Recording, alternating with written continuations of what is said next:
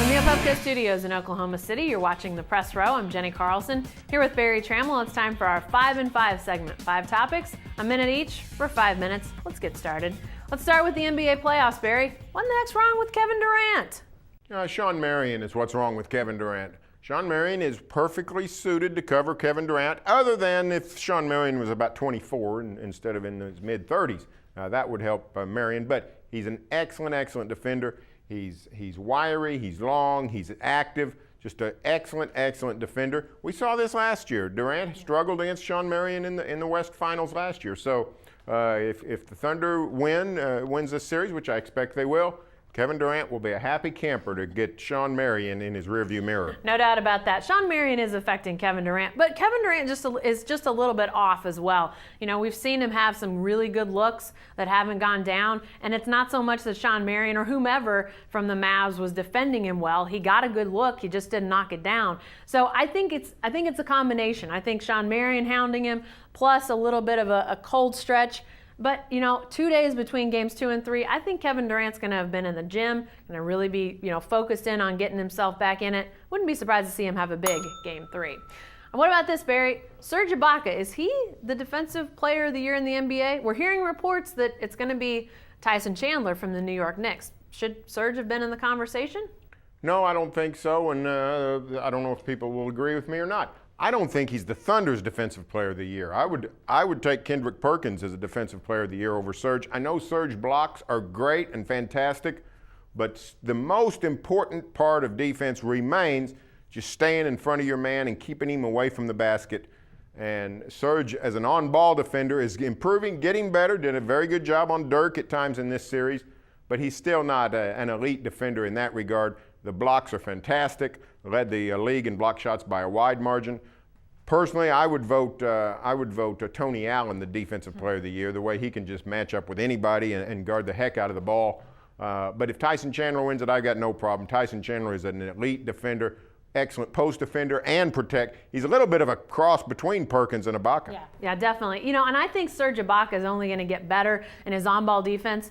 His weak side defense, look at how many times he comes over from the weak side and blocks shots. Nobody does it better than Serge Ibaka that way. But he's still got room to grow, and I think there's going to be a time and place when he probably is the Defensive Player of the Year in the NBA. But I'm just not sure he's there yet. The block numbers, though, they're amazing. I can't see him going anywhere, but staying where they are or going up. They're not going to go down. This guy's only going to get better, and as his on-ball defense gets better, so will those block numbers. All right. What about this, Barry? Are the Mavs done posturing? Is it finally going to be over?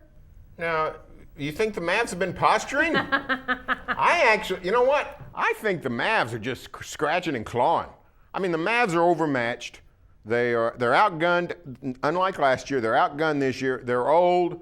They know this group is on its last leg. They're going to have to retool, hopefully with Darren Williams, but these guys are just trying to stay alive, and they're going to do whatever they can. So they're not posturing; they're fighting. I think they're fighting. Okay. I think they're scratching and clawing. I think Dirk's, getting as mean as he can get, and Jason Terry's a junkyard dog, and Shawn Marion's the Matrix. They're pulling out all the stops to match the Thunder's intensity, and the coach Rick Carlisle's been through this before. He knows he's got to do all kinds of things to motivate his team, to try to get in the head of the Thunder, try to get in the head of the officials. I think the Mavs are just scratching and clawing, trying to survive. We saw it last year in the first round too. Everybody remember what the Nuggets did before their first round series against the Thunder. Even before it started, George Karl's talking about how this is a cocky team and all this, talk about Scott Brooks being cocky, which, if you've spent 2 minutes with Scott Brooks, you know that he's probably one of the least cocky guys around. It's just a lot of mind games, and I think we're seeing that out of the Mavs, but it's just so surprising. You've got this team that won the championship a year ago, so good, just, flowed right along. It's almost hard to adjust to think, wait a minute, now they're the team that's in desperation mode, because I think that's really what this is, all the talk about, the fouls, and I just think it's a team that's really trying to find any advantage, and right now that's through words a lot. And one thing we're learning here, a young NBA market, this is what happens in the playoffs. That's right. The longer you play a same team day after day after day after day, you get tired of each other. That's right. All right, Barry. Hey, have you got your bets in for the Kentucky Derby yet? Did you even know the Kentucky Derby was going on this weekend? Until you sent me that email, I had no idea that I'd forgotten this was even Derby week. Most overrated sporting event in America, and it's not even close, people. Here's how the Kentucky Derby could survive if they start letting any horse run, so you actually know some of the contestants. What if we want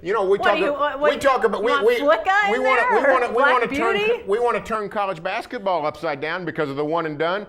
Kentucky Derby, everybody's one and done. We don't know any of these people. They're all rookies. It's a rookie game.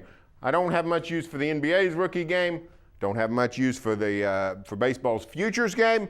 I don't have much use for the Run for the Roses. Listen, the only way I could get excited about the Kentucky Derby is if somebody gave me an allowance and I got to go out and buy one of those gigantic hats. If I could do that, I might be in. What, are they expensive? I assume. I mean, they're gigantic. Why wouldn't they be kind of expensive? You might find one for $20. Go to a pawn shop. I'll see what I can do. All right, lastly, college football playoff.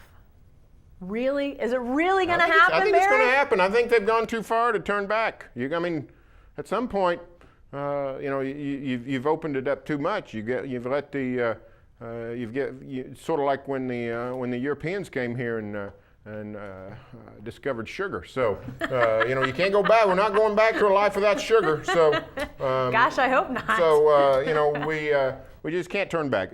What form it's going to take, all the details. Right. Got to work out. But no way can they, at this point, say, never mind. We're going to stick with what we've got. Well, yeah, and it's basically this +1 idea. And, that people are going to call it what they're going to call it. But it's a 4-team playoff, folks. That's what this is. And basically now they're talking about, is it going to be neutral sites? Is it going to be on-campus sites? Really, it's all down to the details. And I think they've finally seen that this could work. You can still have the bowls. You can still have teams that don't qualify for that and one play in the bowls. The bowl system can survive, but you can actually have a legitimate, here are the 4 best teams, now let them play. I think it's going to be fantastic. They always knew it could work. Yeah. They always knew it could work. They just didn't want one. But now, the market's gone soft. Now they won't. Now it's done.